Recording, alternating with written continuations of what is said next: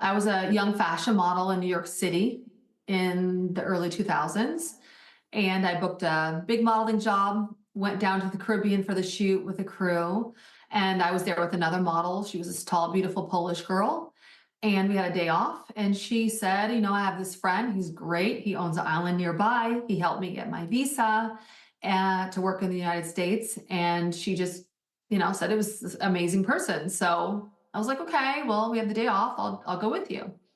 So this person sent us a boat, and I went over to the island just to hang out there for the day with her, and met some other girls there, some young girls there.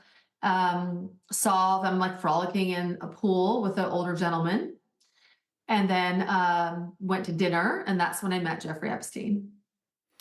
And when did the abuse begin? Well, it was a few hours I was on the island, and he spoke to me for quite a few hours at the dinner. We hung out there just talking. He asked a lot of questions about myself and my family, getting to know me, wanted to know my ambitions and my goals. One of the young girls came to the door and said, Jeffrey's ready for his massage, and argued with the girls for a little bit because I don't know how to do a massage. And they said, well, you have to, he requested you. So I went with the other girl who brought me to the island. I went into the room to do this massage, and the massage turned into sexual assault.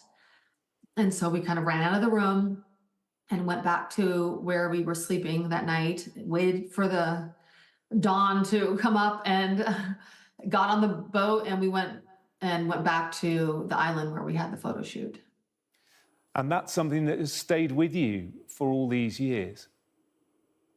I didn't say anything for 15 years. It wasn't until he died where I in that moment, felt free enough to start to explore what happened to me. And I reached out to the survivors, and our stories were all the same, every one of us. So there was some comfort in that. And every year we find out more and more information. So I don't know how comforting it's been, as we find out more information.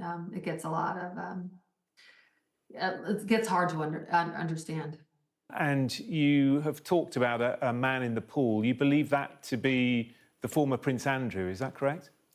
Well, during the dinner, Jeffrey had asked me where I grew up, and I said, well, I lived in Oxford, England, growing up. And he said, would you like to meet a prince? And at that moment, the man from the pool showed up and said hello, and I got to meet the prince, Prince Andrew.